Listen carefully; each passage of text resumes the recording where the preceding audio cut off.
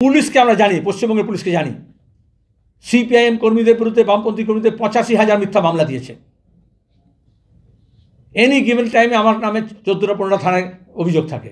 চোর জচ্চরের বিরুদ্ধে যেই, দুর্নীতিবাজের বিরুদ্ধে যেই কথা বলবে তাকেই কমিউনিস্ট বলবে। এটা আমি দেখতে চাই কেন্দ্র সরকার আর কেন্দ্র বাহিনীগুলো কী করে। শুধু অপরাধীদের পাহারা দেবে? তাদের যারা যারা কোর্টের নির্দেশে তদন্ত করতে যাচ্ছে তাদের নিরাপত্তার ব্যবস্থা করবে না? কয়েক ঘন্টা পরে বিচারপতি বলার পরে রাজ্যপাল বলেছেন, তার আগে তার ঘুম ভাঙেনি সকালে। আমরা দেখতে চাই স্বরাষ্ট্রমন্ত্রী ঘুম কবে ভাঙবে। 5 জন মানে কে অপরাধী? কাকে ধরেছে? ফুচকালা? গ্রামবাসী? পুকুর থেকে স্নান করে যে উঠছিল সে? আমি জানি না, তুমি বলো। তোমার কাছে লিস্ট আছে তো অপরাধীদের? পুলিশকে আমরা জানি, পশ্চিমবঙ্গের পুলিশকে জানি, সিপিআইএম কর্মীদের বিরুদ্ধে, বামপন্থী কর্মীদের 85,000 মিথ্যা মামলা দিয়েছে। এনি গিভেন টাইমে আমার নামে 14-15 থানায় অভিযোগ থাকে। আমি বলছি আমি জামিন নেব না, গ্রেপ্তার করবো। যাদবপুরে স্বপ্ননীল খুন হয়েছে, যে সমাবেশ হয়েছে ছাত্রদের, আমি সেখানে গিয়েছি যাদবপুরে, আমার নামে নোটিশ পাঠিয়ে দিয়ে বলেছে 3 দিনের মধ্যে থানায় যেতে হবে। এই তো রাজ্যের পুলিশ। 31শে আগস্ট খাদ্য শহীদ দিবসে মিটিং হয়েছে, স্বপন ব্যানার্জি, মোহাম্মদ সেলিম, মীনাক্ষী মুখার্জি, বিমান বসুর নামে কলকাতা পুলিশ কেস ঠুকে দিয়েছে। তুমি বলতে পারো 5 জন অপরাধী নামে কেস ঠুকে দিয়েছে। না চালে বিশ্বাস নেই, যার নাম জানো, এফআইআর কপি দাও, কি ধারা দিয়েছে দেখি। তারপরে দিল্লির পুলিশ হোক আর কলকাতা পুলিশ হোক, রাজ্যের পুলিশ হোক আর ইউপির পুলিশ হোক, অপরাধী ধরে। আইআইটি 2 মাস ধরে একটা ছাত্রীকে রেপ করে আইটি সেলের, আরএসএসের, বিজেপির প্রচার করতে গিয়েছিল মধ্যপ্রদেশে।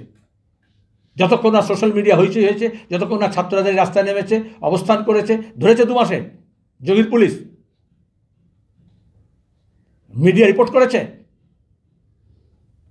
যেহেতু বিজেপি বা তৃণমূল কেউ বলেনি বলে কোনো মিডিয়া প্রচার রিপোর্ট করেনি। পুলিশ ছিল কত ওই সময়টায় যখন গণ্ডগোলটা হলো, যখন জার্নালিস্টরা মার খেলো, ক্যামেরাম্যানরা মার খেলো, তাদের ইকুইপমেন্টস ভাঙা হলো, গাড়িগুলো ভাঙা হলো, তখন পুলিশ কোথায় ছিল আমি জানতে চাই। পুলিশকে জানিয়ে যায় না। তোমাদের খবরে তো আমরা দেখলাম যে পুলিশকে জানিয়েছিল ইডি, এবং সেজন্য শাহজাহান সেটা জেনেছিল এবং সেজন্য সে পালিয়ে গেছিল। ক্রোনোলজি সমঝিয়ে। এখানে মিডিয়া কতবার আক্রান্ত হয়েছে, তোমাদের শুধু প্রেস ক্লাবকে কতবার এখানে চিঠি দিতে হয়েছে আর মিছিল করতে হয়েছে। আমি তো বারবার কেন তারপরে রাজীব কুমারের কথা বললাম, যখন সিবিআই গিয়েছিল তাহলে আইনের পথে চলবে বলা হতো আগে, এখন কেন বলা হয় না? কেন আমি বললাম এটা রিহার্সাল? যখন অভিষেককে ধরতে যাবে তাহলে মমতা বলবেন তো আইনের পথে চলবে, কারণ এখন তিনি লাইনের পথে চলছেন, মোদির সঙ্গে লাইন করছেন, মোহন ভাগবতের সঙ্গে লাইন করছেন। এই প্রথম কবে হয়েছে? বকটুতে কি হয়েছিল?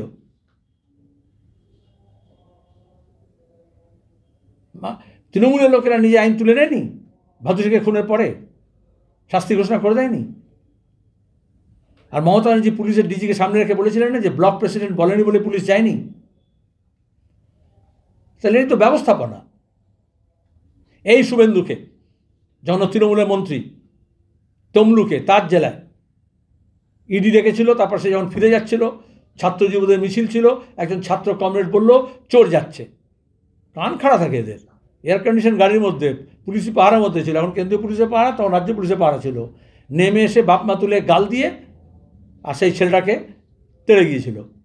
যেমন অভিষেক গিয়েছিল ডায়মন্ডহারবারে, চোর বললেই তেড়ে গিয়েছিল। প্রথম কথা, ডায়মন্ডহারবার যখন তোমাদের সব কিছু হচ্ছিল না, মানে তোমাদের মানে তৃণমূলের, তখন তেড়ে গিয়েছিল না একজন চোর বলেছিল বলে? তাহলে যখনই চোর ডাক্তারদের কিছু বলা হচ্ছে তেড়ে যাচ্ছে। এবং এই রাজ্যের পুলিশ ওই শুভেন্দুকে চোর বলার জন্য ওই আমার এসএফআই কমরেডকে 14 দিন জেল খাটিয়েছিল মিথ্যা মামলা দিয়ে। তাহলে lawlessness and civil work invite করছে। মানুষ কখন তিতিবিরক্ত হয়ে আইন নিজের হাতে তুলে নেয়? যখন সরকারের ওপর, সরকারি ব্যবস্থার ওপর, প্রতিষ্ঠানের ওপর কোনো ভরসা থাকে না। তাহলে পরোক্ষে তারা স্বীকার করছে, মমতা ব্যানার্জি বলেছিলেন আমি তোমাদের রক্ষা করব, পুলিশ বলেছিল আপনাদের রক্ষা করব, তারপরে বলছে না, যে যেখানে পারবে বোমা বারুদ বন্দুক পিস্তল খালি হাত লাঠি নিয়ে তোমরা নেমে পড়ো। বিজেপি এটাই বলবে। যখন এটাই হচ্ছে নিয়ম, দক্ষিণপন্থীরা এভাবেই মানুষকে বিপথে পরিচালিত করে নিজের স্বার্থে। লুটতরাজ যখন করে নিজের স্বার্থে, আর লুটের বখরা নিয়ে যখন ঝামেলা হয় তখন সাধারণ মানুষকে লেলিয়ে দেয় বা এগিয়ে দেয়। আমি সাধারণ মানুষকে বলবো, তৃণমূলের সাধারণ সমর্থকদেরকে বলবো, এমনকি তৃণমূলের হয়ে, অভিষেকের হয়ে, শুভেন্দুর হয়ে যারা কাজ করছে তাদেরকে বলবো, কাজের বেলায় কাজী, কাজ ফুরেলে পাজি, তাদেরকে ব্যবহার করছে। আজকে দাঁড়িয়ে সব বিভিন্ন মুসলমান নাম নিয়ে শুভেন্দু চিৎকার করছে। নন্দীগ্রামে যখন খাল কাটছিল, যখন পুলিশ কর্মীকে ঢুকতে দেয়নি, খুন করেছিল, যখন সিপিএম কর্মীদের ঘরছাড়া করেছিল, তখন যারা সঙ্গে ছিল, আজকে যারা তৃণমূলের নেতা বা মস্তান বাহিনী বা যাদের বাড়িঘর তো সব দেখানো হয়, তারা তো সার্কেস ছিল ওর, বা এখনও আছে। কে কাকে দোষ দিচ্ছে?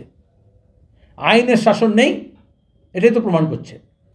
কেন যখন সিবিআই গিয়েছিল শেক্সপিয়ার সরণিতে তৎকালীন পুলিশ কমিশনারের কাছে, তখন মুখ্যমন্ত্রীর নেতৃত্বে সবাই ঝাঁপিয়ে পড়েছিল না?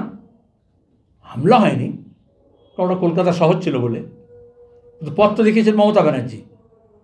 আর এটা হচ্ছে প্রথম, কিন্তু শেষ নয়। এটা আমি দেখতে চাই কেন্দ্র সরকার আর কেন্দ্র বাহিনীগুলো কী করে। শুধু অপরাধীদের পাহারা দেবে? তাদের যারা যারা কোর্টের নির্দেশে তদন্ত করতে যাচ্ছে তাদের নিরাপত্তার ব্যবস্থা করবে না? মিডিয়া যারা আছে তাদের নিরাপত্তার ব্যবস্থা করবে না? কারণ অভিষেককে ধরবে ওই কণ্ঠস্বর, এই কাকু পিসি, আর তার সঙ্গে হচ্ছে এই যে সব যা তথ্য বেরিয়েছে দুর্নীতি সংক্রান্ত। এখন আর ওই দিল্লিতে কথাবার্তা বলে নিয়ে, নাগপুরে কথাবার্তা নিয়ে কয়লা পাচারের চার্জশিট থেকে নাম বাদ দিতে পারে, কিন্তু শিক্ষককে নিয়োগের দুর্নীতি দেখিয়ে চার্জশিট বার করবে, বাইরে থেকে বারে রাখবে। শোন, এটা হচ্ছে রিহার্সাল হয়েছে। এর আগেই অভিষেক সব মিটিং করেছে এই ধরনের লোকজনকে দিয়ে, সব পাশে থাকবে তো, এবং এটা একটা স্যাম্পল করানো হলো। তাহলে ইডি সিবিআই যথেষ্ট প্রস্তুতি নিয়ে যায়নি কেন? একদিকে বলা হচ্ছে পুলিশ মিলে আছে, তাহলে পুলিশকে খবর দিয়েছি আর যে অপরাধী সে পালিয়ে গেল, আর বাকি সব বাইরেকে জড়ো করলো। এভাবে রেড হয় নাকি? তারপর আদালত নির্দেশ দিয়েছে, আমরা দেখব কীরকমভাবে তার যথেষ্ট প্রস্তুতি নিয়ে, এরকম ছেলে খেলা করবে না। এরা যে খুবই নোটোরিয়াস অপরাধী সেটা তো প্রমাণিত হয়েছে। চিট ফান্ডের কাণ্ডে ধরেছিল তখন মমতা ব্যানার্জি নিজে নেমেছিলেন আমরা সবাই চোর বলে। আজকে বলুক আমরা সবাই তস্কর বলে, আমরা সবাই হামলাকারী বলে প্রকাশ্যে ঘোষণা করে নামুক। রোটি রোজি কে जो भी बात कहेगा उसे वो कम्युनिस्ट कहलाएगा। চোর জোচ্চোরের বিরুদ্ধে যেই, দুর্নীতিবাজের বিরুদ্ধে যেই কথা বলবে তাকেই কমিউনিস্ট বলবে, অপরাধের বিরুদ্ধে যে কথা বলবে তাকেই কমিউনিস্ট বলবে। আজকে আমাদের রাজ্যে সাম্প্রদায়িকতার বিরুদ্ধে, দুর্নীতির বিরুদ্ধে, চাকরি চুরির বিরুদ্ধে, পুকুর চুরির বিরুদ্ধে, বালি চোরের বিরুদ্ধে যে কথা বলবে তাকে সিপিএম বলছে। তার মানে এই স্বীকৃতিটা দিচ্ছে। একদিকে বিজেপি আর তৃণমূল এই চুরি রাজ্যে সাম্রাজ্য করছে, আর অন্যদিকে তার বিরুদ্ধে যারা লড়াই করছে, সে আদালতের মধ্যে হোক আদালতের বাইরে হোক, সে সিপিএম নাহলে কখনো এটা বলতে পারে না। যদি একজন সিটিং বিচারপতিকে এরকম দলীয় রাজনীতির আবর্তে ফেলে দেওয়াটা ঠিক নয়, কিন্তু আসলে হচ্ছে কি কথা বলা হচ্ছে। যদি চোরের পক্ষে বলছে তাহলে বুঝবে যে সে তৃণমূলের মুখপাত্র, আর যদি অপরাধের বিরুদ্ধে, চোরের বিরুদ্ধে বলছে তাহলে বুঝবে সে বামপন্থী। স্বরাষ্ট্রমন্ত্রী বলছে না কেন এখনো? চিঠি দিচ্ছে তবে। স্বরাষ্ট্রমন্ত্রী সবটা তার নখদর্পণে থাকে।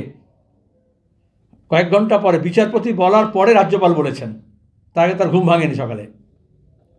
আমরা দেখতে চাই স্বরাষ্ট্রমন্ত্রী ঘুম কবে ভাঙবে, আদৌ ভাঙবে কিনা। আমাদের কাছে স্বরাষ্ট্রমন্ত্রী চিঠি লেখা। বিজেপির নেতার নাম তখনই তুমি জানো যখন স্বরাষ্ট্রমন্ত্রীর পায়ের তলায় গিয়ে বসে, তখন সেটা খবর হয়। যখন কাছুমাছু করে যখন তার স্নেহধন্য হওয়ার চেষ্টা করে, সিপিএমে তার প্রয়োজন পড়ে না। তোমার এই শব্দটা ব্যবহার করার আমি তীব্র প্রতিবাদ করছি, এক। আর দুই হচ্ছে ডিএফের নেতা নেত্রীরা এখন ব্রিগেড প্যারেড গ্রাউন্ডে আছে। আজকে বিকেলে আর্মি হ্যান্ডওভার করবে মাঠ, সেখানে ডেকোরেটর আছে, সেখানে মাইকম্যান আছে, তোমরা সেখানে যেতে পারো এবং তারা যথেষ্ট সাবলীলভাবে তোমার প্রশ্নের উত্তর দিয়ে দিতে পারবে।